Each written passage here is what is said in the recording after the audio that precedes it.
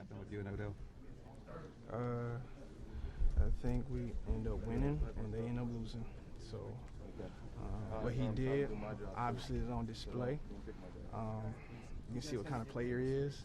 And you pull back the layers of the skin and you really see what it is. Film don't lie. People who watch him, I mean, stuff that he was carrying on with, they don't lie. When you take a person that way, when you take them to a place where they're not comfortable in, they haven't, went through the rigorous training that we have, and when you haven't went through the battlefield in which we came from, you can go to see what kind of person that is once you start playing the way you play and not dictating how he plays. I don't think he could play that kind of game we played. And it goes to show you, man. I mean how many yards that man had, but you go back to the film and watch it. People who was in their living rooms, they watched it. Pretty sure they understand what kind of player this guy is, and it goes to show who and what he is. Now, if you watch football and if you know anything about football and watching these games, and you're not just a highlight fan that just watches what Tim Hasselbeck says or watches, a 5-minute clip, and then you think you can just dictate what happens in the game and actually watching it and seeing what's going on, see what coverages are playing, see what formations that the Giants lined up in, you would know that Josh Norman got the best of Odell Beckham Sunday in week 15.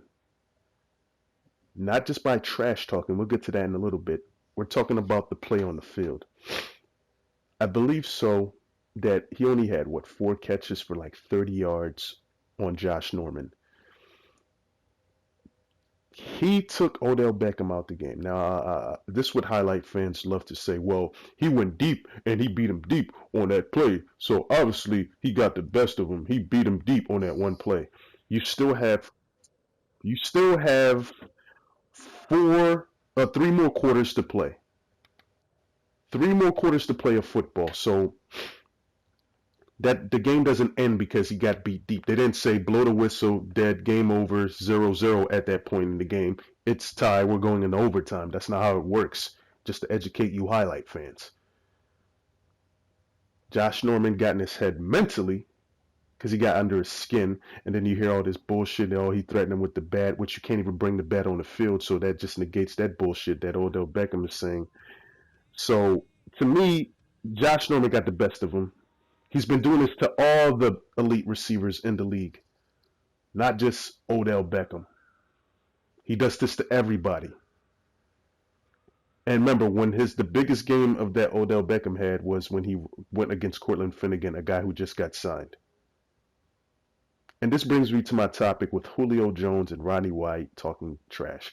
Julio Jones, he shut you down in the meeting. You often scored 0 points. And it's not because they just play cover 2 or cover 3 like Seattle plays cover 3 and cover 2 mostly cover 3 almost every play.